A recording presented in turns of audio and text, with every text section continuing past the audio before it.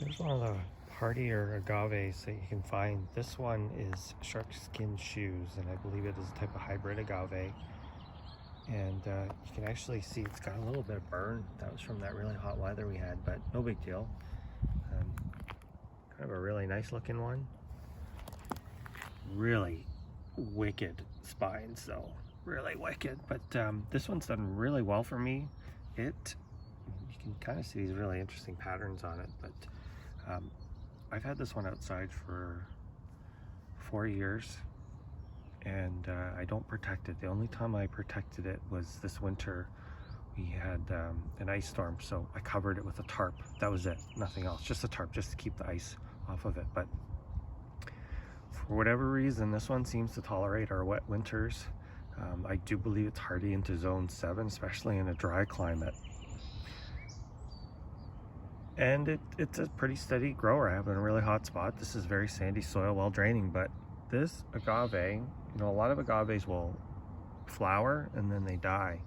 But this one sends out pups, and it sends out a lot of pups. And I'm at the point where I'm actually starting to harvest them. I noticed it doing it for the first time last year. There's a pretty big one right there. There's two to the right of that. I pulled one out that was in the gravel here. And look at this craziness all the way over here. So that's, and it's up there, and it sent all the way over here. So far, actually it did produce some more pups. It's put out about 8 or 9 pups. A couple of them died in the winter just because I didn't protect them. They got hit with the ice. But I noticed that one of the bigger ones, when I went in and I kind of dug it up, it had like a thick root attachment, but it had already like degraded, so it was fully on its own, so it just came out quite easily.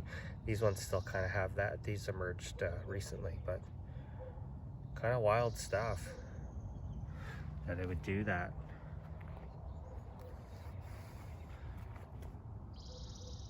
But if you're in a cooler climate, this may be one you want to try. Another good one is Agave Montana.